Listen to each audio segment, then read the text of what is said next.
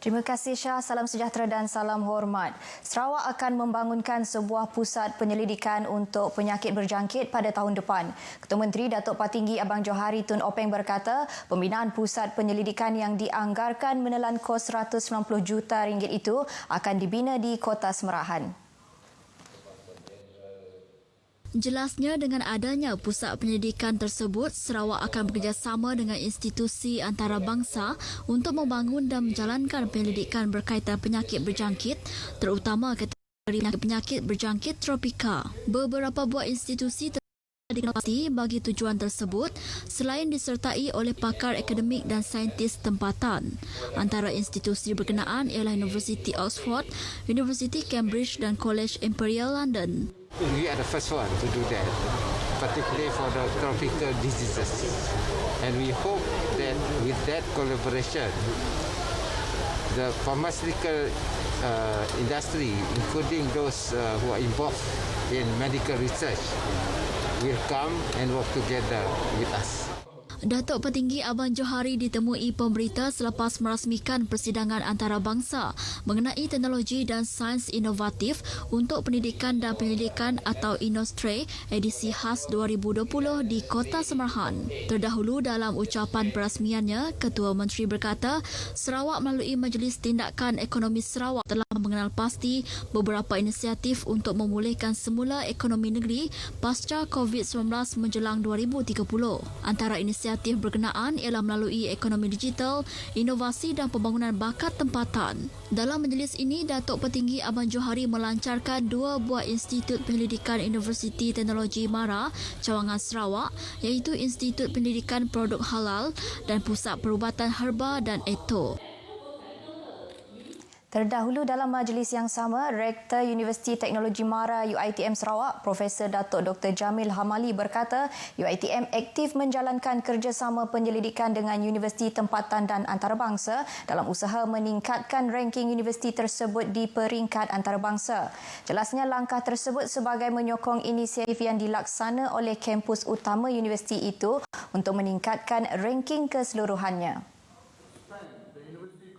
Ketika ini, UiTM berada di kedudukan 651 hingga 700 dalam QS World University Ranking yang menunjukkan peningkatan dari tahun ke tahun. Sementara itu, Konsul Jeneral Republik Rakyat China di Kuching, Cheng Guangzong yang turut berucap menyuarakan komitmen beliau untuk terus memainkan peranan sebagai jambatan dan menyediakan perkhidmatan serta kemudahan kepada Sarawak untuk mempertingkat kerjasama dengan negara China dalam pelbagai bidang.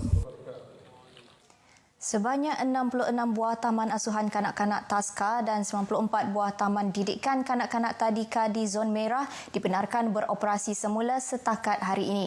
Menteri Kebajikan Kesejahteraan Komuniti, Wanita, Keluarga dan Pembangunan Kanak-kanak Datuk Seri Fatimah Abdullah berkata, pembukaan semula pusat itu membabitkan 1,770 orang kanak-kanak. Jelasnya pematuhan operator terhadap prosedur operasi standard SOP yang ditetapkan selama tempoh Perintah Kawalan Pergerakan bersyarat adalah di tahap yang memuaskan. I have seen most of the Taska and the Tadika in terms of giving their best and in terms of compliance with the SOP. We are very satisfied with that. This is for the registered Taska and Tadika. They walk extra mile. Beliau berkata demikian kepada pemberita selepas melawat ke sebuah taska swasta di Jalan Sungai Maung, Kuching.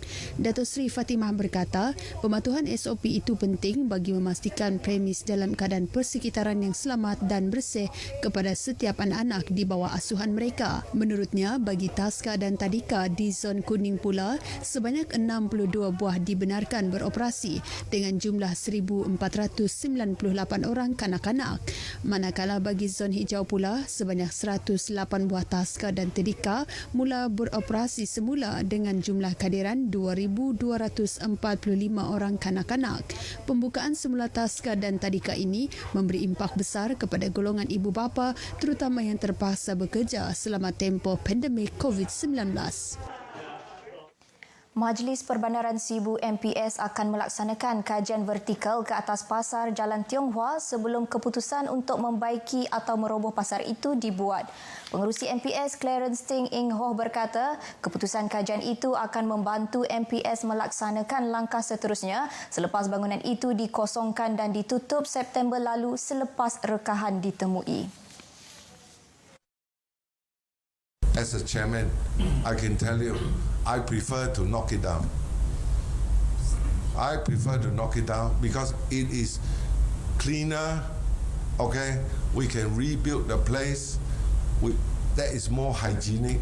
Clarence Ting ditemui media pada sidang media di pejabatnya selepas mempengerusikan mesyuarat bulanan Ahli Majlis Perbandaran Sibu. Jelasnya pembinaan baharu itu juga penggunaan bahan binaan yang lebih ringan untuk membina bangunan yang lebih sesuai untuk keadaan tanah di kawasan berkenaan. Beliau menegaskan pihaknya akan mempercepatkan penyelesaian isu pasar berkenaan dan MPS sudah pun mempunyai dana tersedia untuk membina pasar baharu menggantikan bangunan pasar lama itu.